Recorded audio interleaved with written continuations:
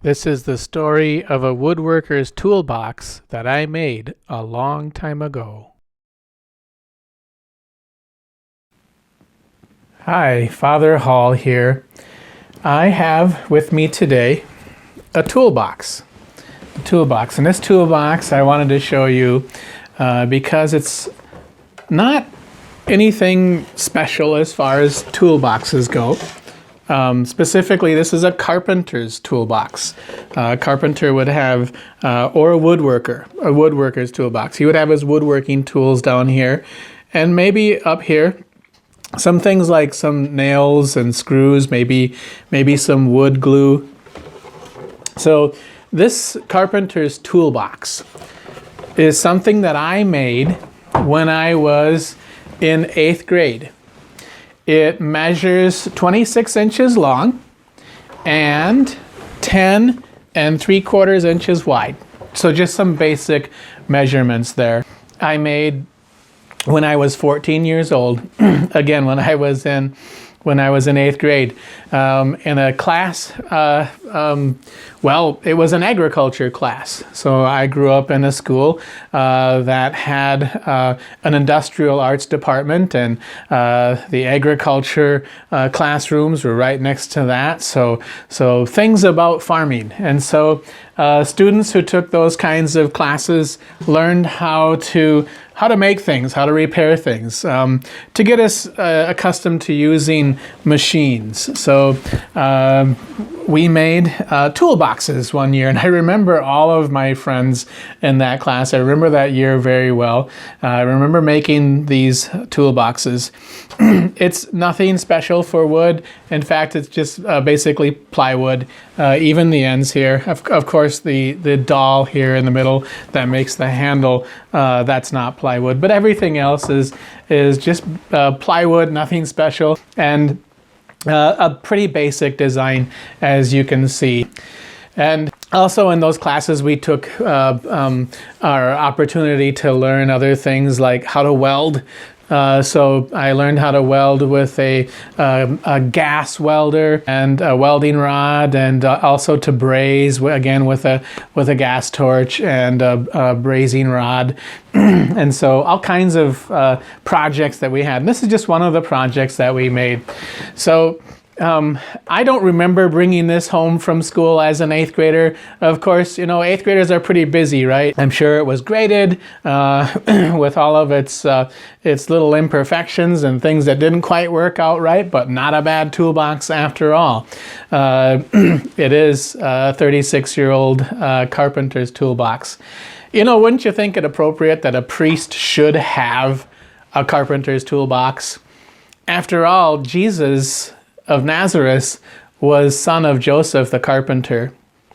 Well, this toolbox, once it was brought home to the house where I grew up, it sat in the entryway for a long time, and it sat on a desktop in the entryway. And there it just sort of collected things, things that weren't good for anything else. And it kind of filled up with junk. There were some old, worn out parts down here from other pieces of equipment. There were some worn down cogs, gear cogs down in here. All kinds of nuts and bolts and nails and screws and things up here. There was a tube of Forma gasket that hadn't even been used. I don't know how old that tube of Forma gasket is, but it was in here. And just all kinds of junk. Some used fuses, some blown fuses were in here as well. Why do we keep fuses when they blow? It doesn't make any sense to me. There's no use for them. Anyway, this thing just kept getting filled up with junk. Valves, and there was a gas pump from a Chevrolet 400 motor out of a Chevrolet 3/4 ton pickup truck that we had. And we would walk by it 1,000 times probably in our lifetime, in my lifetime so far. I'm 50 years old. I made this when I was 14 and noticed it, recognized it as my toolbox. Eventually it moved to the basement of that house, and then somehow underneath the basement steps, way down on the bottom of that house, And every time I walked down to the basement to check on things down there, sort of the things that we need to keep our homes running, I would look at that and I would recognize and I would say to myself, there's my old toolbox underneath the basement steps filled with junk. Well, I was home on Monday and I happened to be down in the basement again, just checking on some things in that old house that I grew up in, making sure everything that keeps the house running was okay. And I walked past the stairway and looked underneath the steps, and there was my toolbox. It caught my eye. It caught my eye. I noticed this toolbox under the steps in the basement, and I grabbed the handle and I pulled it out from underneath the steps, and I brought it out to one of the sheds and cleaned out whatever was in it, stuff that wasn't good for anything, but for some reason I didn't throw that stuff away. I just cleaned it out and put that stuff in another box or a pail, and then brought this home to where I live now and cleaned it up, dusted it off. Noticed all of its imperfections again. And some of the things that were in there, I'm sure I put in there. Some of the old broken pieces I put in there. And I'm sure I was the one who eventually moved it down to the basement. Why did I finally notice it? A couple days ago, on Monday. It's Wednesday today. Like I said, I must have walked past this toolbox 1,000 times or more. It's been a long time since I've lived in that house. I threw all the junk out. Stuff that I'd thrown in there. And even some of those pieces, I remember the machines that they came from. And I remember working on some of those machines, but I don't remember putting the junk piece in here. It's interesting what we remember. But now I raised this toolbox up, brought it out from underneath the basement steps, the lowest part of the house. I cleaned it up and brought it here to stay with me. I reclaimed it. Why didn't this happen before? Why didn't I keep it in a better place? Why did I let all of this junk fill in? I don't know. Why did I put junk in it? What was the significance of Monday of this week where I pulled this out? I think it was just time for that to happen.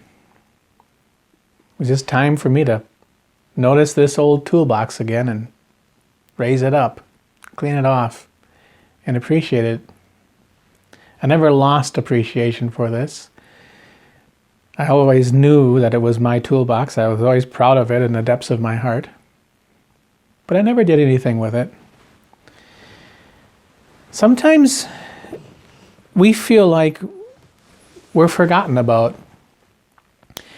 And sometimes we feel like God doesn't notice us. There's a scriptural reference to the reality that sometimes God does bring us down. He humbles us, right?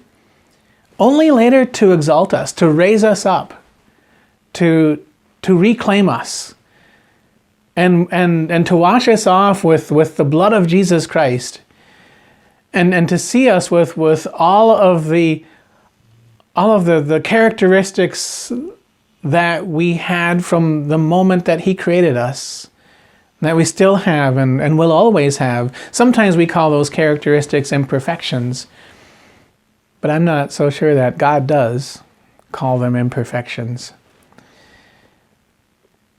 God always notices us, but sometimes He lets us stay where we are until it's time for Him, in His own good time, to reach down and pick us up. I never forgot about this old toolbox. I always knew where it was. But now it was time to pick it up, to restore it, reclaim it, to raise it up again, and to take it home with me. Sometimes we wait for God thinking that He's not going to come. God is patient with us. Why would we think that we would never have to be patient with God? He will come. He will pick you up. He'll take all the junk that you've thrown into your life and other people have thrown into you and at you, and He'll take it away, and He'll clean you up,